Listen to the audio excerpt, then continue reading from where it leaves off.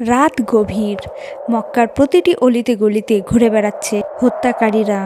একটি মানুষ খুঁজছে তারা, এমন একজন মানুষ যার নাম উচ্চারণ করলেই কেঁপে ওঠে সারা আরব। তিনি মোহাম্মদ সাল্লাল্লাহু আলাইহি ওয়াসাল্লাম।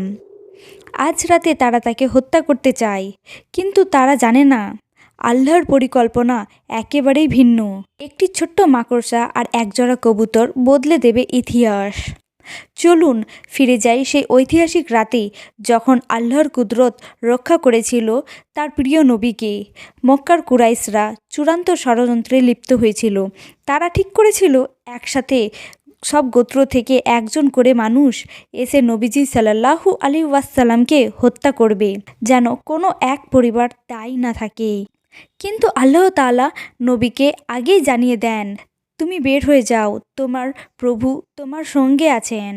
তখন রাসূলুল্লাহ চুপি চুপি হজরত আবু বকর রাদিয়াল্লাহু তাআলা আনহুর বাড়ি গেলেন। হজরত আবু বকর রাদিয়াল্লাহু তাআলা আনহু উচ্ছ্বসিত কণ্ঠে বললেন, হে আল্লাহর রসুল, আমি কি আপনার সঙ্গী হতে পারবো? রাসূলুল্লাহ সাল্লাল্লাহু আলাইহি ওয়াসাল্লাম বললেন, হ্যাঁ হে আবু বকর, তুমি আমার সঙ্গী হবে।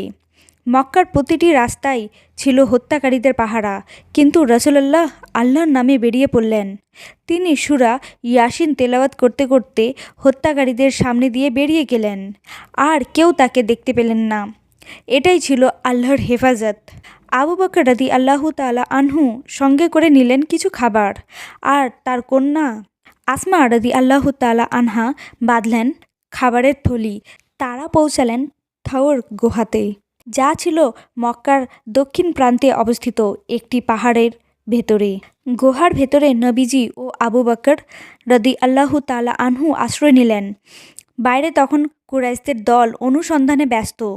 তারা এতটাই কাছে চলে এলো যে আবু বকর চোখে দেখা যাচ্ছিল তাদের পায়ের নিচের ধুলা। তখন তিনি ভয় পেয়ে বললেন, হে আল্লাহ রসুল, যদি তাদের কেউ পায়ের নিচে তাকায় তবে আমাদের দেখে ফেলবে। রাসূলুল্লাহ শান্ত কণ্ঠে বললেন, হে আবু বকর, তোমার কি ধারণা, দুইজনের মধ্যে তৃতীয় যদি আল্লাহ হন তবে আমাদের ক্ষতি করতে পারে কে?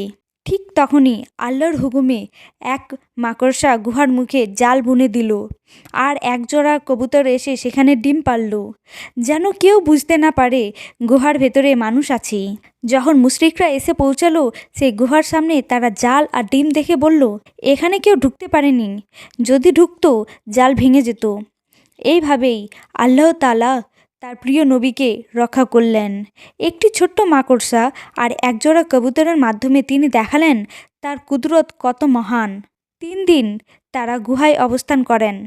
আব্দুল্লাহ আবু বকরের ছেলে রাতে সংবাদ নিয়ে আসতেন এবং আসমা রাদিয়াল্লাহু আনহা খাবার এনে দিতেন নিঃশব্দে। 4র্থ দিনে তারা নিরাপদভাবে রওনা হলেন মদিনা।